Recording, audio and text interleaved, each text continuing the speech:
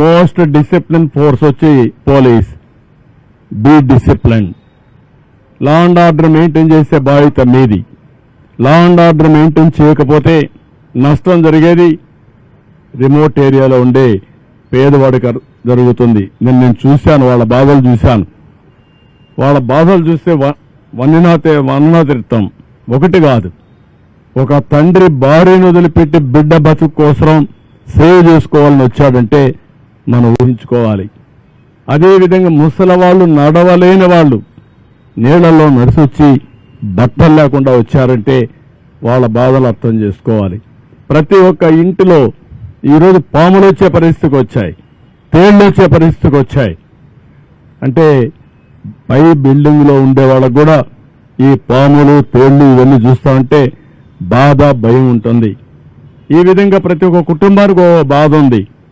మానవతా దృక్పథంతో మనం పనిచేయాల్సిన అవసరం ఉంది. అందుకే నేను చాలా క్లియర్గా చెప్తున్నా. నేను IVRS కండక్ట్ చేస్తున్నా.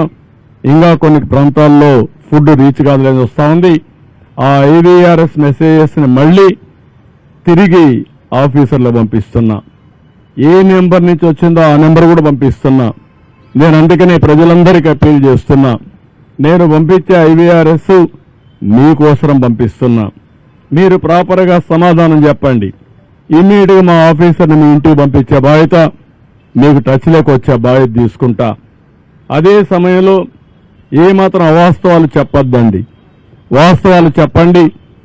ఇలాంటి ఒక విపత్కరమైన పరిస్థితిలో ఉండే మనందరం ఆలోచించాల్సింది, ఎప్పటికప్పుడు మీరు సమాచారం నాకు ఇవ్వగలిగితే ఆ సమాచారాన్ని బేస్ చేసుకుని ఇమ్మీడియట్గా యాక్షన్ తీసుకుంటా. ఇంకా ఎక్కడికక్కడ నేను సర్ప్రైజ్ ఇన్స్పెక్షన్స్ కూడా వెళ్తున్నాను. నేను అందరి అంత చెప్తున్నాను. ఇంతవరకు 2 రోజుల నుంచి చెప్పాం. ఇప్పుడు ఎవ్వరు సరిగా పని చేయలేదు అని కన్ఫర్మేషన్కి వస్తే యాక్షన్స్ తప్ప ఇంకేముండవు. అది యాక్షన్స్ కూడా డ్రాస్టిక్గా ఉంటాయి.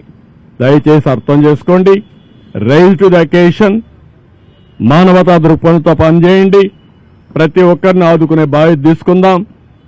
మళ్ళీ ప్రభుత్వ ఇమేజ్ పెంచుకుందాం.